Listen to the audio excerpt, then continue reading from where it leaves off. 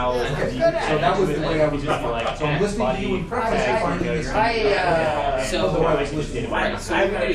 have a diagnosis where you're at. I have a diagnosis. I had a diagnosis myself. And without And the only service one ever does diagnosed. back a token that says, okay, now you have access to these things. And then it's called obsessive compulsive design maniac. And then you include that in the header. In all your Everything I look at, I look at that and I say, design for the phone. Oh, that's what I gotta do now. I'm used to building everything. I built a good bit of things like highways, bridges, interchanges, simplification jobs, and all that kind of stuff. And I learned how not to do it. You drive on the roads I work on, you go to the shopping centers I build, you know. North Lake, bridges on 35, radio television. Right, so the gentleman he was mentioning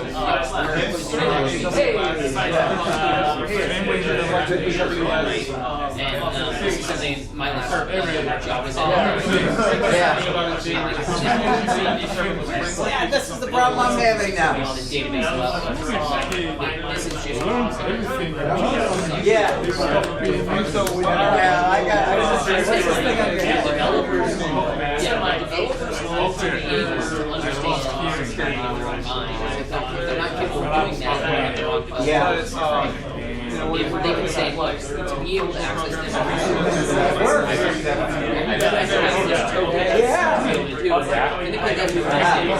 have a slight theory about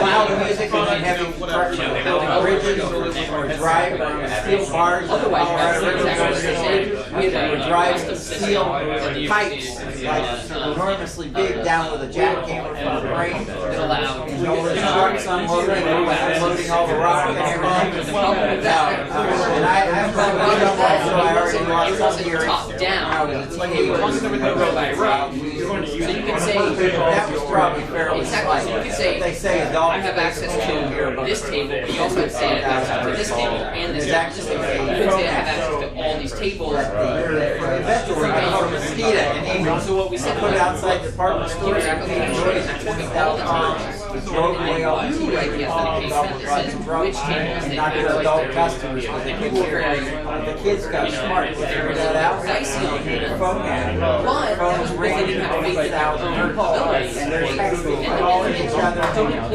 Right, so the kids do. So the kids are texting, calling each other in school, and the teachers in class, and the teachers can't hear it.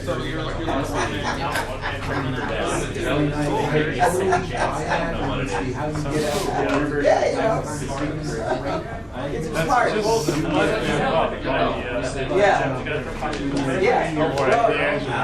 They say 20 to 20,000 is the normal rate. They say adults rarely hear about 10 to 12,000, depending on their hearing, their age, etc. So exposure to noise,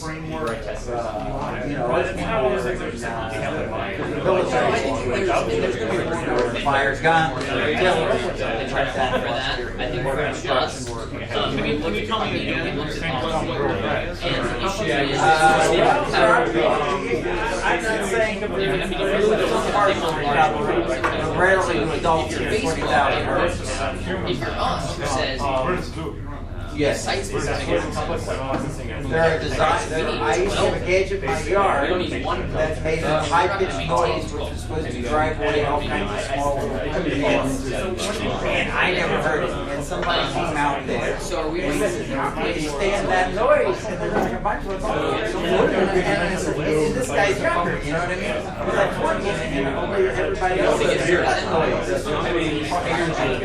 But, you know, yeah, you know, but they make devices like this, and they make noise. Do you want to start? I was kind of hoping that people would get a little bit of the I think I get what you're saying. Yeah, I have a couple of those things plugged in. Yeah, I have a couple of these things plugged into the wall, but they didn't work. They get used to it. Also, it's supposed to drive out little animals, but they get used to it, and then it does not. It works for a while, and then they adapt to it. People have been pretty good. Yeah, yeah, yeah. But there's a lot of other ways Google kind of to like keep them out. pushes Certain on smells. learning. They don't like certain oils from plants, and they find that certain plant smells like mint. You know, it smells good to me, but maybe others don't like it. Rosemary smells great to me. But they don't like it. Rosemary in the house is Have you done much down? He's always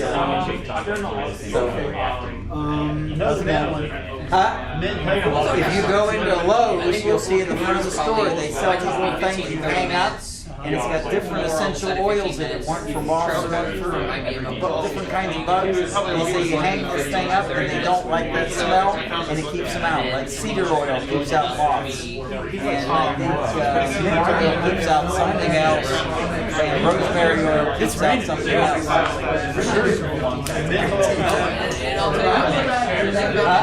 I'll tell you what it is. And rosemary. Matter of fact, they find rosemary is actually even a cure for such diseases as Alzheimer's. I'm not going to sit there and say something. already. Yeah, I happen to like mint, and if you mix it with rosemary, I like it. Other than that, rosemary's a little strong. And they say if you put it on your head, it actually grows your hair back. Here's my smoking hot Rosemary. Yeah. It works for me yet. That's weird, man. It's got like The hat works better. Once we just like still known as The hat works better. Yeah. Okay, I'm gonna be right back. Let's see you guys. It's not allowed. Yeah, Belgian one. Well,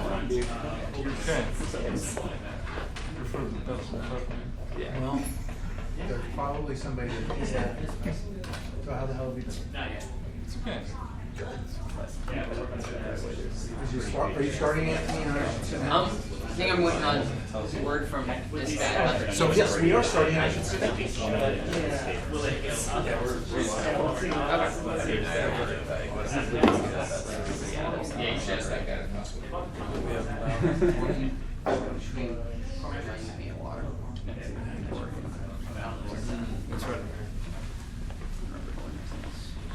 I think we're going to get started in a few minutes. Do we know what the situation, the pizza situation is? It's supposed to be 6:30. So we'll be here at like 7:30 or something.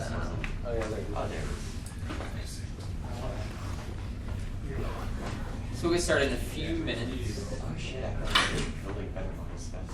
This is a good time if you're not here for the serverless talk, that you're not in the right place. But it'll still be entertaining, I promise. Thank you very much.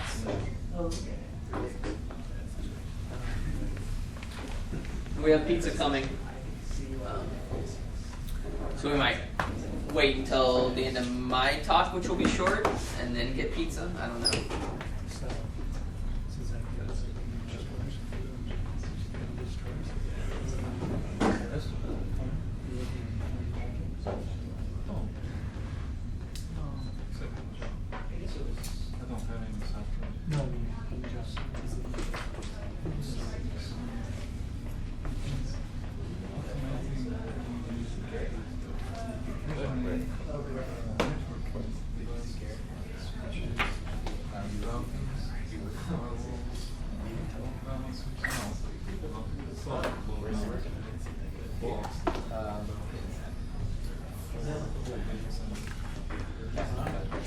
Dave, do you want to close that?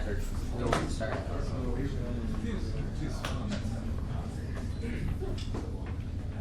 All right. I feel like we're gonna get started here. So first of all, I want to thank everybody for coming. I feel like serverless is such a brand new technology and so cutting edge that just by being here, people are expressing their interest, if not commitment, to being on the bleeding edge of what's happening in our field. I'm going to present a little talk. It's going to be 15 to 30 minutes, hoping to edge towards 15 minutes with Q&A after. And then Trevor Bodds is going to talk from IBM OpenWhisk, which is pretty awesome. They're one of the platform as service providers for this technology.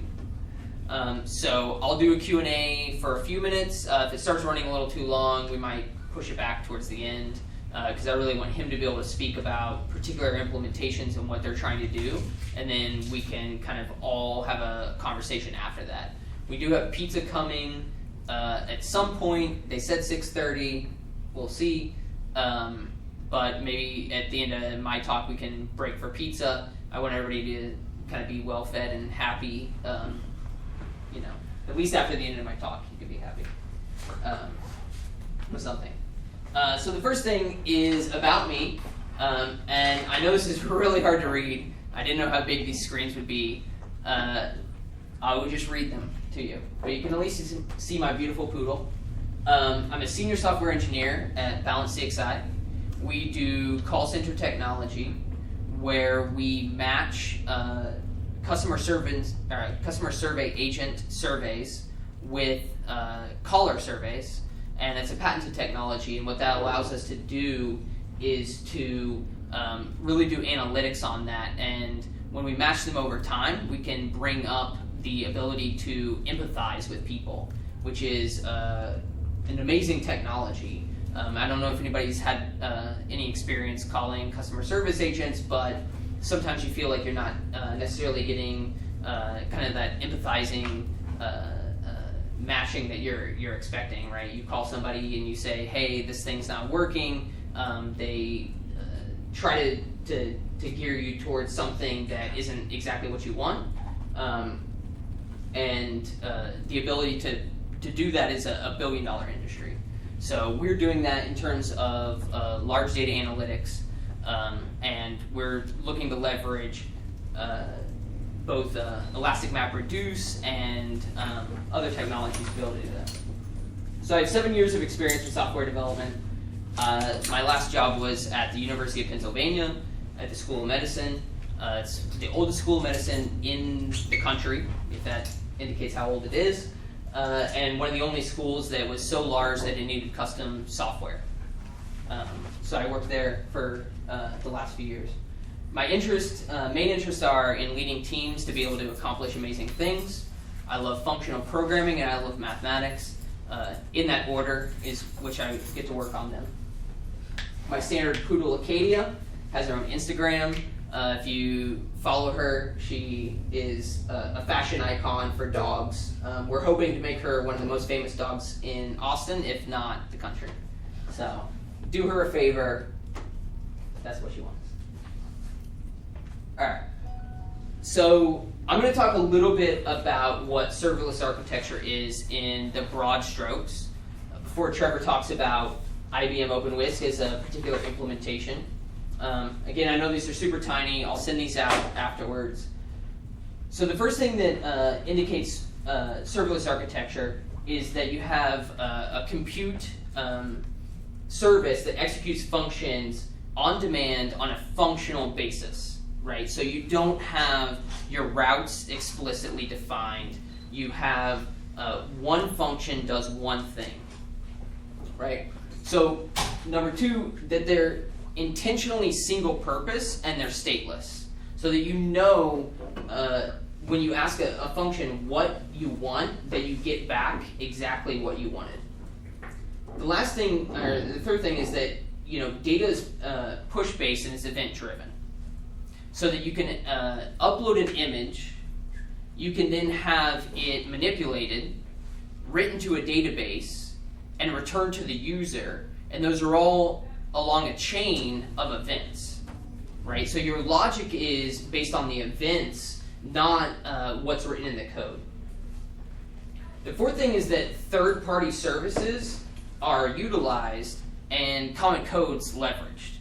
So in terms of authentication, you don't rewrite authentication every single time, you just leverage a third-party authentication service if you can. Or, for instance, if you want to leverage some sort of service that will do your image manipulation, you can do that.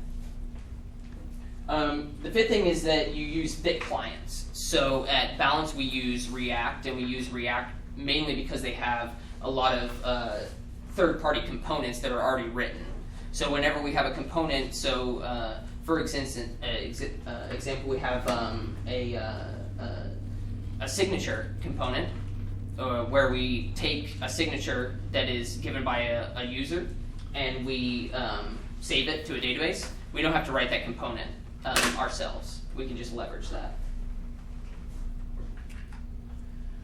Okay, so why go serverless? There are 3 reasons.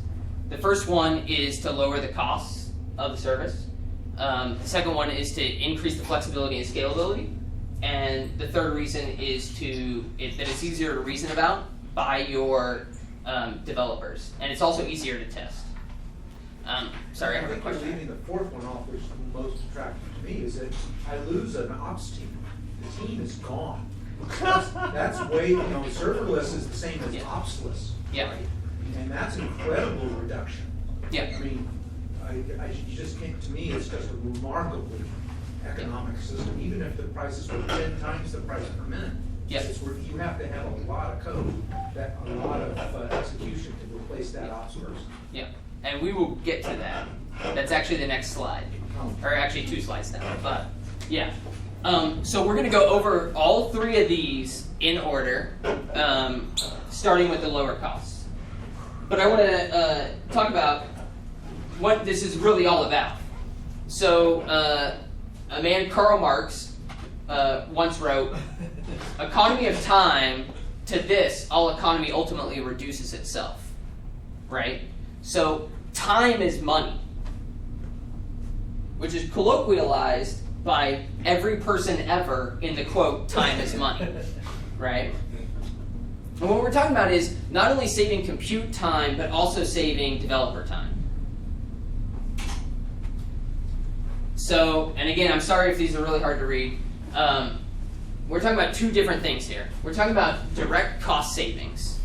So for us, we were costing out how much it would take to run 45,000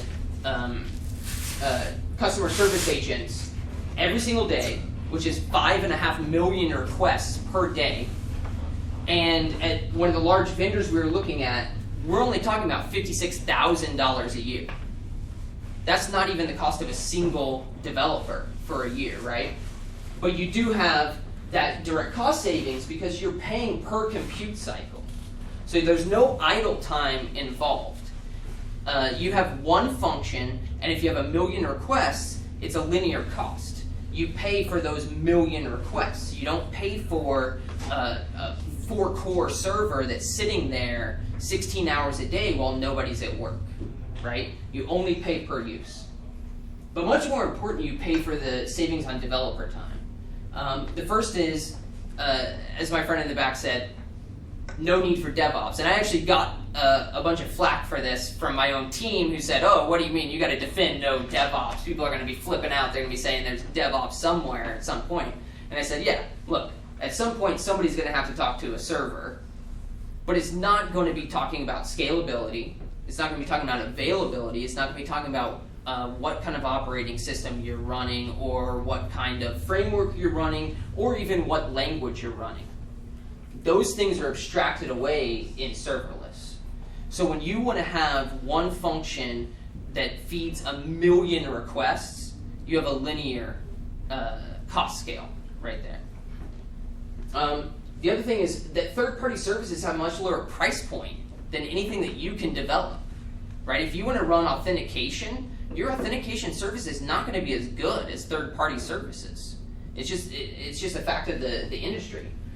In terms of your database, right? If you want to use something like DynamoDB, it's going to be a much lower price point than writing your own ORM that talks to your own Postgres server that you have to maintain and upgrade. The other thing is that developers write business logic rather than boilerplate. So you're not writing a lot of framework logic. Like, is anybody here familiar with or written large-scale applications in frameworks like Ruby on Rails, Express, things like that? Right? I think that we've all been in that situation where you're writing a lot of code that you know is not unique to your business case. And you're rewriting things that you know people have written multiple times. But in serverless, you don't have to do that, right? You just focus on the business logic. The last thing, and I think, and this is interesting because I've never seen anybody say this or offer this as a great argument, but junior developers can take functional specs, write those functions, and they don't have to worry about the architecture. They don't have to worry about where those functions are plugging in. They can worry about inputs and outputs, and as long as they pass the tests of that specification, then the larger system can be combined by people who have more experience.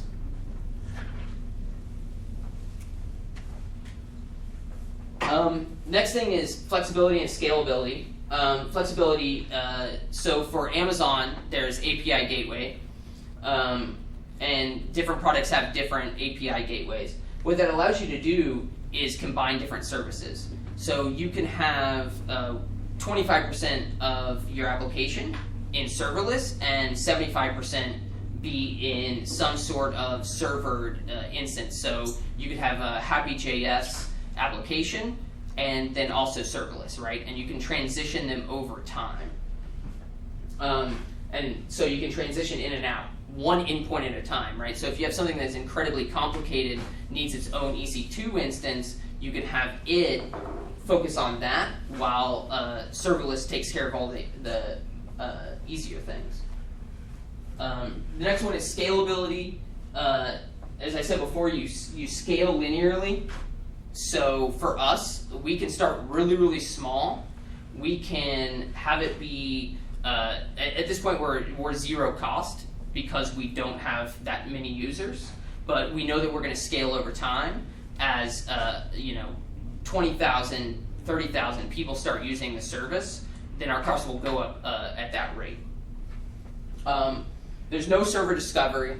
Is anybody familiar with containerization? Is anybody using Auto or things like that, right? So it's this beautiful lie that you're sold that it's like we're going to do this virtualization that's not going to take any sort of maintenance, but then you have to figure out how you're going to actually figure out where these services are. This doesn't exist with serverless. We don't have to figure out where they are. We know about them. We can reason about them. They're all in the frameworks that we use. We don't have to do server provisioning or container deployments. That's all taken care of by the platform as a service. And then the last thing is that the application we optimize on a per function basis. So if you have one function that has a runtime that is 10 times longer than the others, you can optimize that function. You don't have to optimize the entire application to do so. And you can actually, by the way, you can move that function to some other platform if you wanted, right? You could run an EC2 instance that deals with that particularity and run everything else in a Lambda. I think this is the most important thing is that it's easier to reason about for developers. Our job is insanely complicated, and it's changing all the time. The framework of today is not going to be the framework of tomorrow. And as soon as you learn Node, everybody's talking about Go, right? This is very easy to reason about because you don't have to reason about these things. A framework, right? What's the difference between Express and Happy? The operating system. What's the difference between Red Hat and Ubuntu? Availability. You don't have to wonder whether or not it's going to be available for you. That's in a service level agreement, right? And if the platform as a service lives up to the vendor agreement, then it's going to be available. And then scalability. We don't have to worry about how many hits our application can take. It's going to scale to our needs within the SLA. It's also easier to test. Developers can comprehend the entirety of the application because it's event-driven, it can be mapped out into a network, and you can reason about it, and you can talk about it in a way that is very difficult when you start talking about things like Ruby on Rails, where you have to start writing tests to account for the fact that you don't know how the application works. And then there's no need to test things you can't understand, right? You can fine-grain test per function. And so at Balance CXI, we use pure functions, and we don't need to use mocks, stubs, spies, or anything else, because as long as the input is correct, the output will be correct. And then impure functions can be isolated, so that anything that talks to the database can be tested on its ability to do that. So do you use a formalism of impure functions doing the data accesses and then passing everything to pure functions? Yep, So exactly. in other words, your impure functions are as short as possible. Yep, Just query and response Yep, systems. exactly. So those are subject to inspection testing. Yep.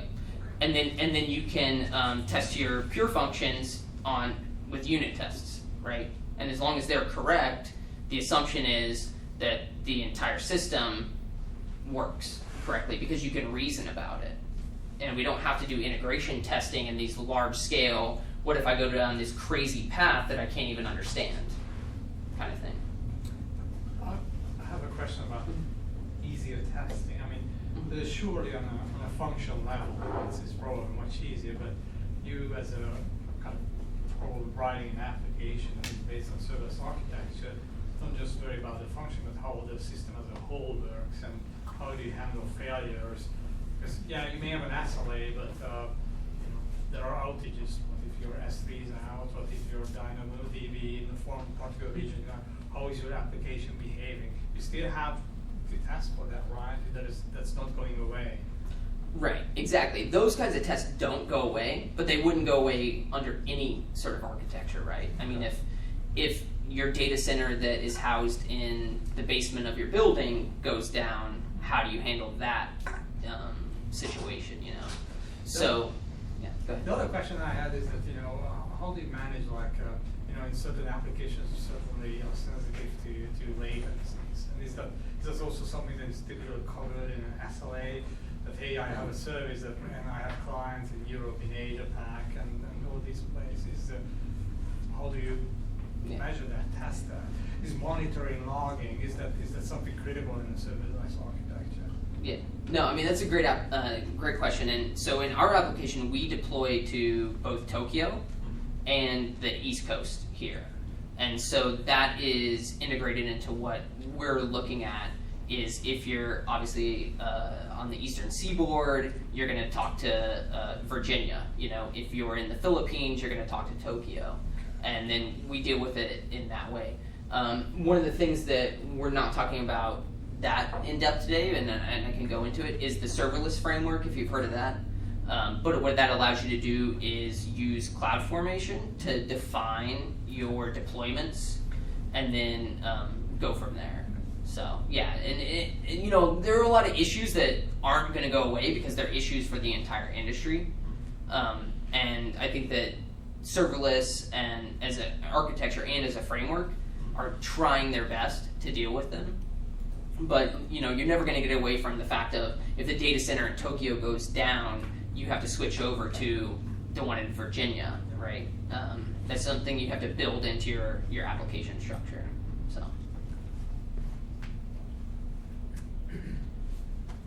So there are some other benefits. It's a great vehicle for functional reactive programming. So I feel like in the next 5-10 years, every application is going to be moved towards functional programming. This is a question of concurrency, this is a question of testing, this is a question of purity in the application and being able to reason about it. Serverless is a great platform for that because it allows you to model the problem in an event-driven, reactive way. It lowers the cognitive load on developers, so they're not having to learn a framework. Again, it's such a huge thing to have to really understand how the ORM, active record, in Ruby on Rails works, and why certain queries may not be exactly what you expected them to be, right? When you write them out, they may end up being something else in the particular SQL. Well, I would yeah. challenge that. Okay. I mean, whether I'm using Node or Python or Java, those are frameworks. They have huge libraries that you have to know. Okay, so I would say there are frameworks. We just have decided that we're not adding a large monolithic library. We're taking the framework as we're taking the execution, the app server environment as our framework. So that's a very real load, particularly for me, having come from non-node oriented worlds and having to step into the node world. Or I don't do Java, I have a lot of Java guilt. Okay, so you do have that framework, so I'm going to reject that point that you're making. Yeah, so one of the issues with exactly what I said was that you don't have the operating system or a framework. And what I mean by a framework is something that is written on top of the language to allow you to do web development, right? So a framework for Node would be Express or Happy. But Node itself is not a framework. Well, they're going to version their standard libraries, I guarantee it. Yeah. Right, so there will be versions and there Right. will be all the framework issues. That doesn't change. Yeah. So kind of what I'm saying is, if you use, for instance, and this is our experience and my limited experience, is, for instance, Amazon Web Services, right? They use Node 4.3.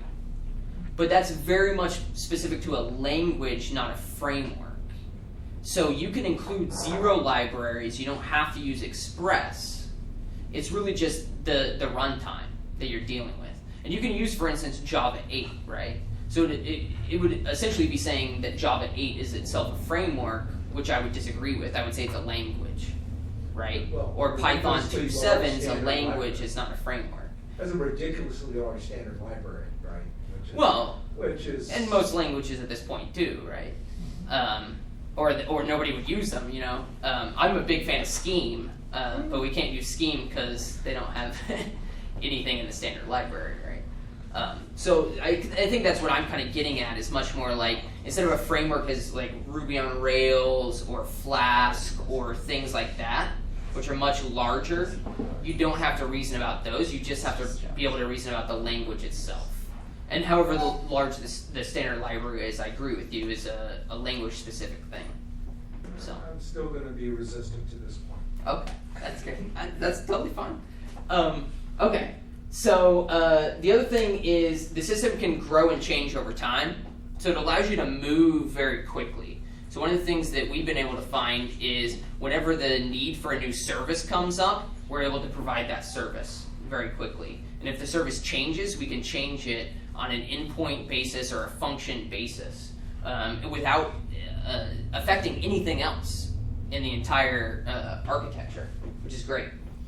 Another thing is that we can publish an API very easily to both internal and external clients, which is awesome because you can sit there and say, you know, we added an endpoint, and by the click of a button, we can publish that endpoint to our users and say, now this is something that's available for you.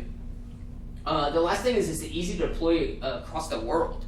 You can sit there and say, I want this on the East Coast, I want this on the West Coast, I want this in Tokyo, and it's there in a matter of minutes, right? This is something we don't have to spin up servers, we don't have to provision them, we don't have to scale them, we don't have to sit there and say, you know, we want Ubuntu 12.04 in Tokyo, and we want Ubuntu 14.04 in Frankfurt, right? We can sit there and say we want this code to run in this place at this time with no effort. Okay, so this is kind of anticipating some questions here that we've had to deal with internally, and I think they're very good questions, and I'm hoping to do my best in terms of answering them. So what about vendor lock-in, right? You choose a platform as a service and you say, we're going serverless. What are you going to have to deal with, right? So the first thing that I have brought up, and hopefully Trevor will talk about this, but open source platforms like OpenWhisk can be run whole hog on your own servers. So you can use IBM and use them as a platform as a service, but if you decided for some reason to ever have to run it on your own servers, you could pull them off, run them in a virtual space. I think that they use, I guess you guys use Vagrant, right? Right, to be able to run. You can do Div as well, plus you can run Docker Engine if you run it. Yeah, exactly. So, you can do that very easily. For us, because we have at this point decided to use Amazon, because the functions are stateless and isolated, what we've decided is that if we ever needed to port them out of AWS, that we would try to use some sort of micro framework, like Happy, because we use JavaScript, Spark, which is Java 8, or Flask for Python. If you have well-defined routes in your API, then you can easily port those to said micro framework. So something like Happy, you could sit there and say, what's our API look like, and how do we port those to routes? The last thing is relational databases, which we're not using. We're using DynamoDB. But if you are really worried about portability, you could use a relational database in an ORM and then be able to translate that very easily to something like Postgres or Oracle, whatever you wanted to use. Doesn't your impure pure formalism isolate those sort of issues? It depends. We would have to move the database interaction somewhere, right? So if we're using DynamoDB, we're locked into AWS's SDK, right. So we have to talk to them at that point. But only your impure functions have that problem. Right, exactly. Yeah, but we would have to rewrite those, right? We would have to rewrite those to be some sort of interaction with a relational database or any sort of NoSQL database that we chose. So I don't know about your experience. My experience is that queries are a pretty finite, modest number of queries. And if you said one per function, you're probably looking at a much smaller amount of your app actually than your pure functions. Yep. No, I agree completely, and that's what we covered. Is we said, the interaction with the database is just going to be a little bit of read-write. It's not a lot of logic that we're putting in there, as little as possible. And because we use functional programming, we try to pull as much data out and then map over it with code. So the last thing, and I know you definitely can't read this because I can't read it, and I'm standing up here. Resources, platforms as a service, Lambda, Amazon Web Services, OpenWhisk from IBM, which Trevor will be talking about, Manta, which is a Joyent product, Cloud Functions from Google, which is in I believe alpha or beta state. Different frameworks that you can check out. Serverless, they at this point support JavaScript. They're looking to support Python and Java in the future. Gordon, which is a Amazon Web Services kind of layer, and then Sparta, which is Go, which translates your Go code to serverless. And the last thing is a couple of ebooks that I've used in terms of architecting our platform. AWS Lambda in action. It's still in being produced right now. Serverless architectures on AWS, that's still being written. And then Google Cloud Platform in action is also still being written. So these are all very moving targets, but I think they're the future. So that's all I have. I want to open it up for questions as much as I can answer, and then leave it off to Trevor. So does anybody have any questions who hasn't? Do you guys ever run into problems? So of course there are things like databases, but do you ever have problems maintaining state? So you have all these just single functions reacting to single events, but over time you eventually have to say X happened and then Y happened. Did you ever have that difficulty? No, and that's because we focus on functional programming. So we have the database as the ultimate, store for state, and then we have pure functions that attempt to not use the database, and then any sort of impure functions have to use the database, Okay. right? And so the architecture is geared towards not having that problem. So, yeah. Anybody? Do you you have some resources that talk about how to architect it in the way you just described? So I think, let me go back to this one. So this one, serverless architectures on AWS, I know that's impossibly small to read, is a good resource. AWS Lambda in action, it's very Amazon specific. So I think that you would have to kind of make that choice that that's the platform you wanted to use. There's also a book out there called Reactive Application Development that's also currently being written by Manning. And again, all these things are like moving targets, so they're very tough to peg down. But that's 6 or 7 books you can get if you go to Amazon.com and just type in serverless and search for it. Yeah. Some of them are even, if you get that Amazon Kindle thing where you can read books, check them out, whatever it is. Prime? You get, well, there's a Prime thing where you can also get unlimited ebooks that you can check out, I guess. So it's free. I found about 6 that were free and current, like this last month or 2. So they're like right on the edge. Yeah, I mean, it's like these things are literally being written as we speak. They're probably working on chapter 7, like right now. You know what I mean? So, is there anybody else who hasn't asked the question? Oh, sorry. Who hasn't asked it? No, you guys. Yeah. I was wondering how do you deal with API changes? You mentioned a moment ago, Salas, it's easy to publish it into an API. Let's say in other architecture, I've seen how you would want to test out an API on a subset of the users or that service in some form or fashion. Is that something that is a function of the API gateway in your view, or is that how would you?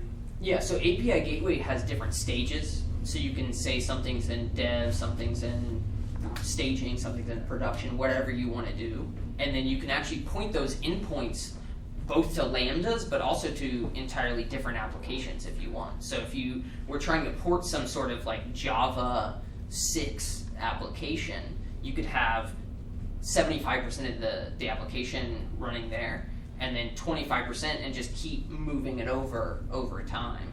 And then say, okay, now we're going to test, does the entire system work on staging where it's 80-20, right? And then 90-10, and then 100, right? You can do it incrementally over time. So, yeah. Yeah, and it's great because you can export Swagger documentation out of it and say, hey, anybody who's consuming this API, read this documentation. We just updated it 5 seconds ago, and send it to your developers on a Thursday afternoon saying, why don't you export this and email this to our clients? You can just click a button and have it done. So. If you were to play the devil's advocate, what would you think would go wrong? So I think that you still have to have some level of governance over, let's say you have Lambdas running in Tokyo and you have Lambdas running in Frankfurt, right? All of this runs on EC2, by the way, at least in Amazon's world. So if EC2 goes down in Tokyo, then Lambda goes down in Tokyo, right? So you do still have to have some sort of governance to make sure that the entire system's running. But I think that those are questions that, A, should be covered under your SLA. And as long as you're okay with the SLA, my feeling is nobody's going to provide you a better service level agreement than one of the major platform providers, right? If I were to run my own Ubuntu server on, a machine in my bedroom or something, right? I'm not going to be able to do 99.95, So I think that you still do have to do governance, but I think that it's nothing that you don't have to do. You don't have to deal with any other way. So, I mean, that would be my only concern. Maybe the only other thing would be, and some of our developers are here, so maybe they can speak to it, is finding developers who are like gung-ho and ready to adopt new ways of thinking and doing things is also a big risk. You can't just go out on the street corner and be like, who wants to do some functional reactive serverless programming right now, even in Austin, that would be kind of a hard sell, So I think that might be a risk as well. Yeah. So say there's another one I've seen pop up quite a few times in different clients I've talked to. I'm curious if you guys have actually solved it. So I think it was in June, Australia went down for Lambda, and so your Lambda is already event driven. So they may or may not execute. There's no container or VM that you can put an agent on to monitor. So you actually don't know if Lambda goes down unless you're paying attention. And some companies like Datadog and stuff are just starting to kind of pick up on serverless and Lambdas, and so they're kind of slurping in some data, but it's like, oh, hey, this Lambda ran, but it errored out. But it didn't actually tell you that someone wanted to actually execute your code and it didn't happen. Yeah. So that's a risk that I've seen that none of the kind of Datadogs, sumo logics have been able to figure out how to solve. So it's potentially a risk unless you guys have some great way of solving that. I mean, I think for us, our key is to just be paying attention to it. We don't know right now. I mean, we literally talked about this just this week about how we want to handle that. Do we want to try to ping them with some sort of value that's going to return an innocuous value so that we know that the entire service is still up? Do we want to have some sort of failover so that if a request goes to one and fails, then it immediately goes to another, region? We don't know. Unfortunately, what it means is just having to introduce layers of complexity into what you're doing. So I guess maybe that's the giant caveat for this whole presentation is state fest. Huh? You almost become a state fest. Right. Well, the problem is that these issues are going to be existent no matter what platform you use. We just can't tell. And the way I really try to sell it, internally and externally is we can't do better. I can tell you that from a price point perspective, in terms of security, in terms of availability, that the people you're paying to write code on a daily basis are just not going to be able to provide that kind of service that these other service providers can give, and especially not for the price point. I mean, we're talking, for us, 5.5 million requests a day, $56,000 a year.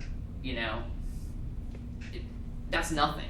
In terms of having provisioning servers across the world to be able to handle 45,000 users for 8 hours a day. Right, because we're not doing like Facebook. People get on, check it, get off, or whatever. These people who are locked in for 8 hours a day, requesting constantly. So we're just not going to be able to beat that internally. So, anybody else? So you've got 3 functions up there. Or 4 platforms up there: Lambda, OpenWhisk, Manta, and Cloud Functions. I don't know OpenWhisk, but the other 3, all, as I understand it, support Node very well. So do you have high confidence that your pure functions are going to run on all 3 of those? Yes.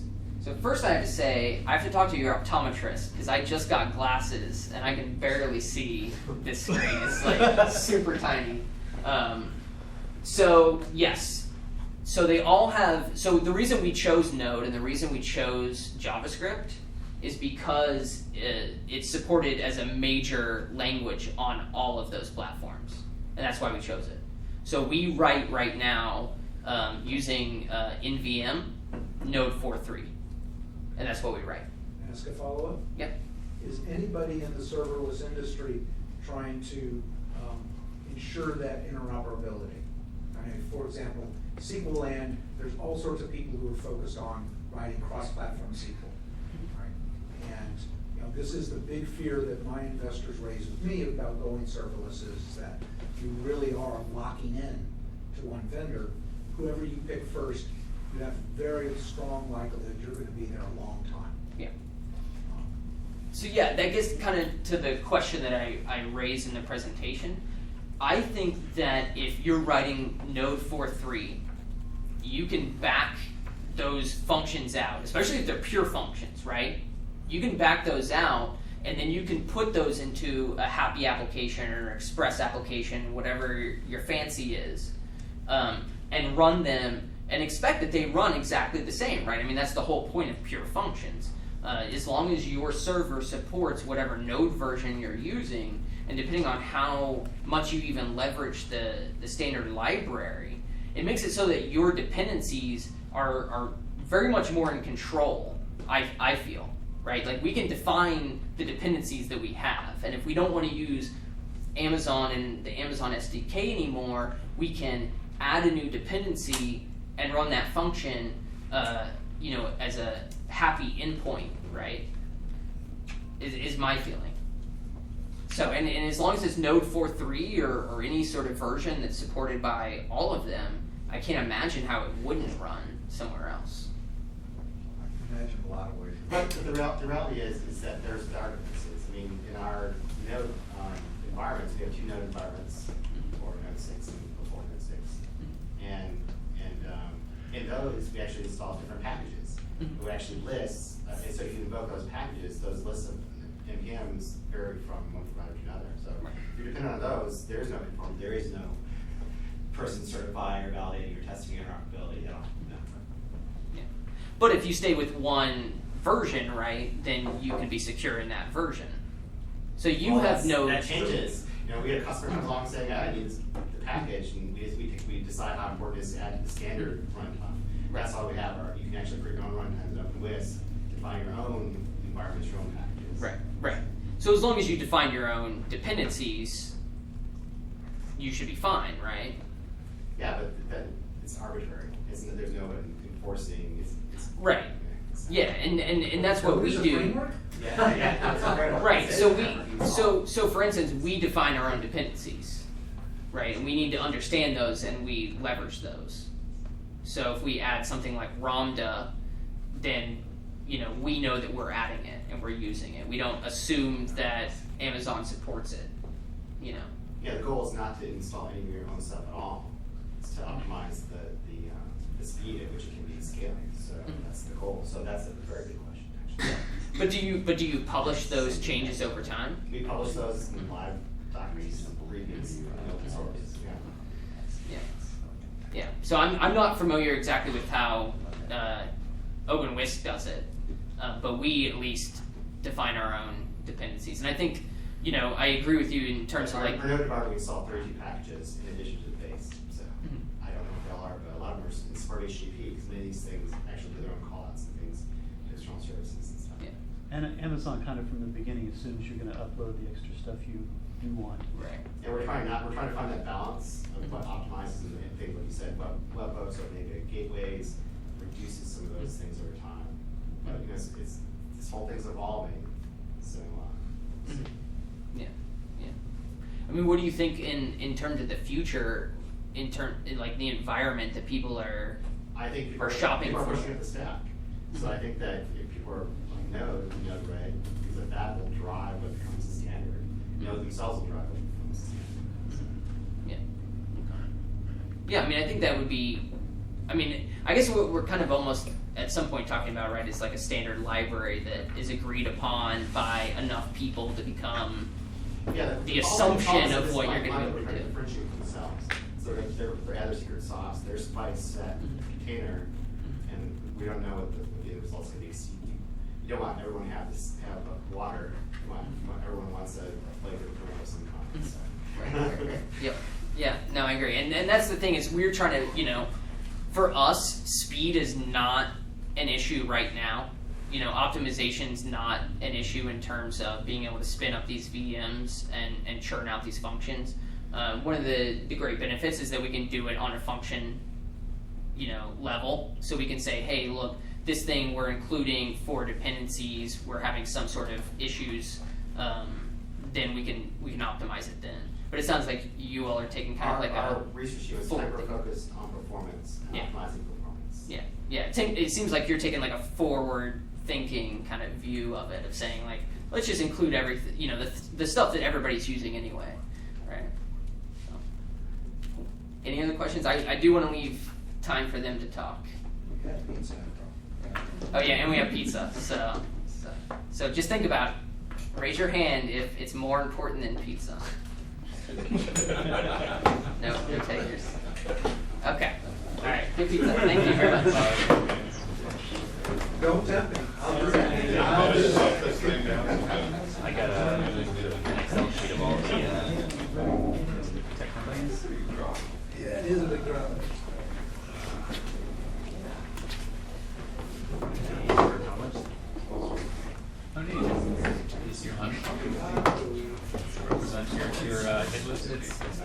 this is literally every type of right? All 300 come up. Nice. And so I wrote it down to slurp all that data out into JSON, and then I put it into a Google Map. Oh. So I can see like where are they? Evenly distributed. Yeah. There's more stuff in I don't know north. stuff south of. No, yeah, this is like a dead zone. This is residential. I'm surprised there's a lot of stuff up here. Legal cards. Yeah. The real estate is a lot cheaper. Yeah. Oh. Is that getting into like Yeah. It's, Oh, okay. Not quite. Okay. I'm sure they have tech companies up there. I was just really interested to see like where the. It's a map of every tech company. I have a feeling there's a lot still missing. It's from the Chamber of Commerce, so. Is it like how we started for like stealth? It's like, stealth startup. It is. I can spend a few hours. Waiting for some. There are a lot of dollars. I'm sure you have all the things. It's somewhat comprehensive.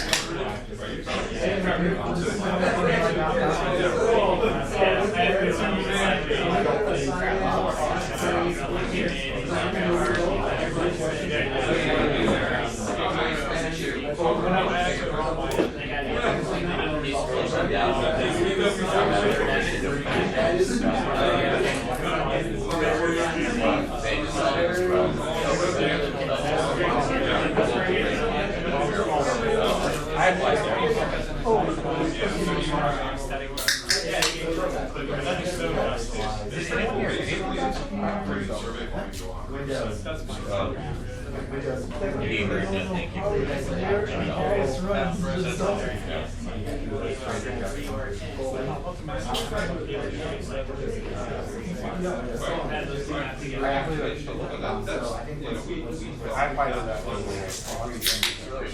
developers, right? And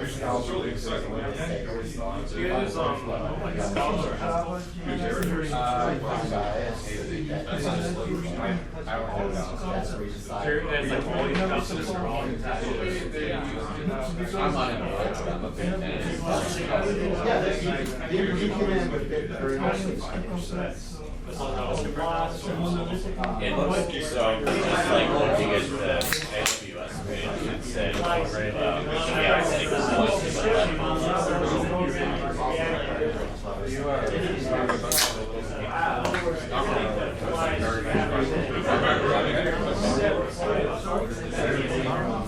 Well, and yeah, the service is covered. Right? Yeah, you don't have to say where service. It's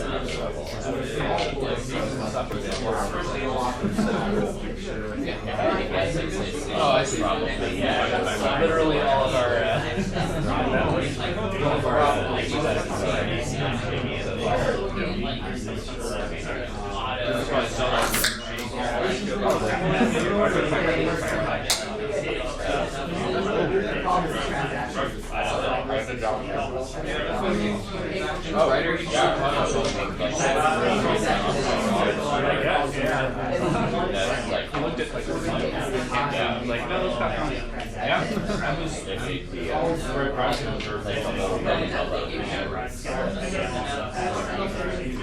It's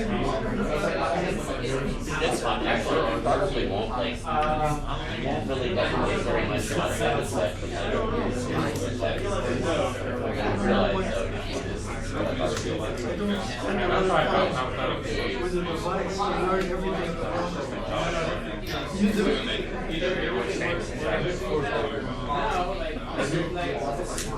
scheme would be just like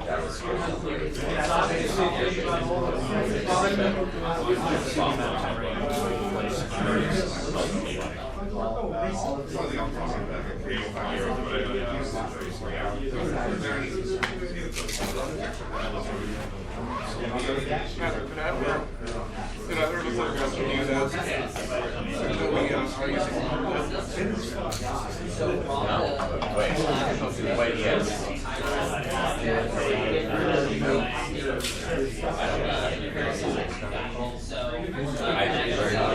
I think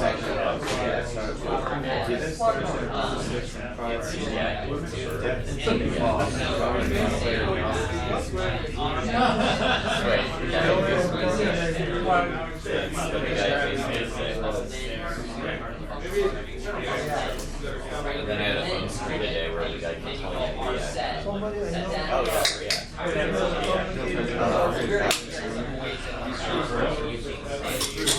What was he doing?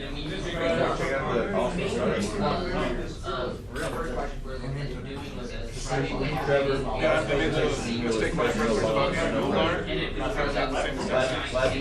is you were talking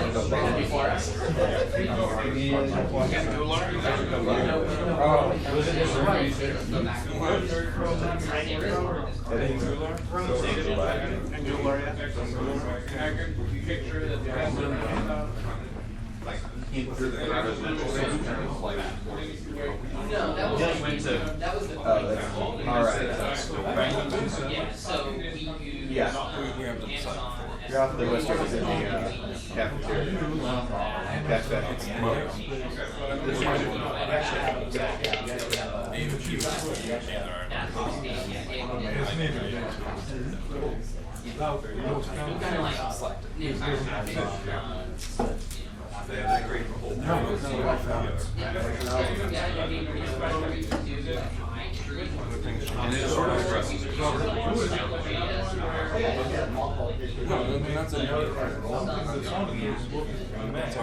our vision team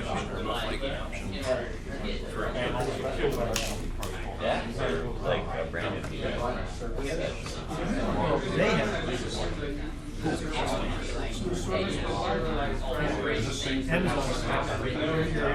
That's all of your SLAs. I don't know if Galvanize has an Incubator.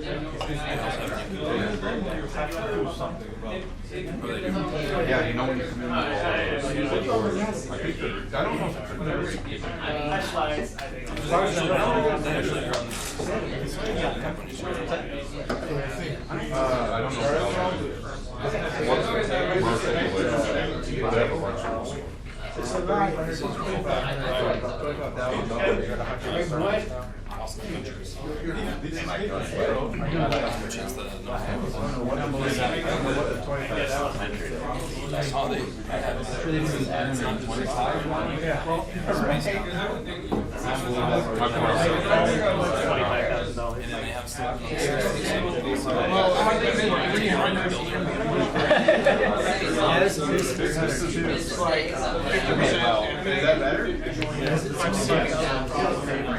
Yeah, I mean, it's still the same as the other one. What's going to happen? It's going to create a back pressure. Did they ever say what the market was? They never did. I feel like they might have said it one time. Yeah, right. Well, in other words, everyone. And it might have just been like, this is a lot of like buzzwords. You want that? We can do that too. So I really don't remember. It's going to create Every time they bring it up, it's 25,000. the less automatic, the less automatic. I put the radio on all of the other providers that are not.